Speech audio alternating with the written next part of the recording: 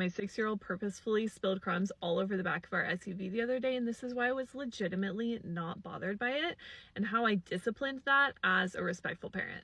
I see so many people make discipline so complicated, and your life as a mom becomes way easier when you realize how simple disciplining actually gets to be.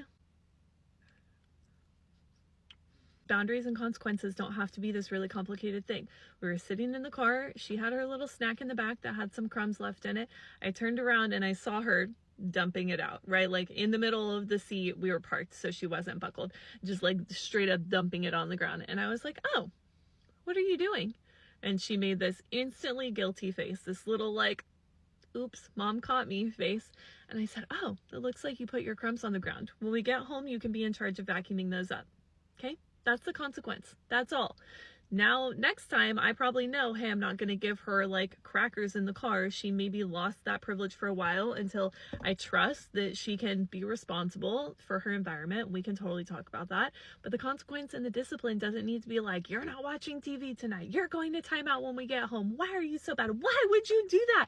You know that's not okay in our car. What are you thinking? You're 6. Like, all of that is unnecessary and it's harmful and it's not going to get you anywhere. The consequence was simply you take responsibility for your actions. And I want to say too, I told her this and she was like, no, I'm not vacuuming. And I was like, okay. Right? I'm not going to get pulled into her drama. As the parent, you're the calm, confident leader. You don't need to get pulled into their drama and their emotions. She was frustrated because she didn't want to have to vacuum, but that's okay. She's allowed to be frustrated, right? As I always say, they get to have the emotions. You get to hold the boundaries. So we got home. Everybody had a snack. We got settled. The boys went down for their naps and quiet time. And I was like, hey, let's go vacuum the car. And she was like, okay, mom. So I helped her carry the vacuum out.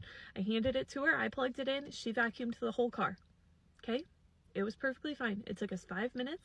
And then we walked back inside and I was like, thank you for taking responsibility for that mess you made. That's really important in our family. And then we moved on.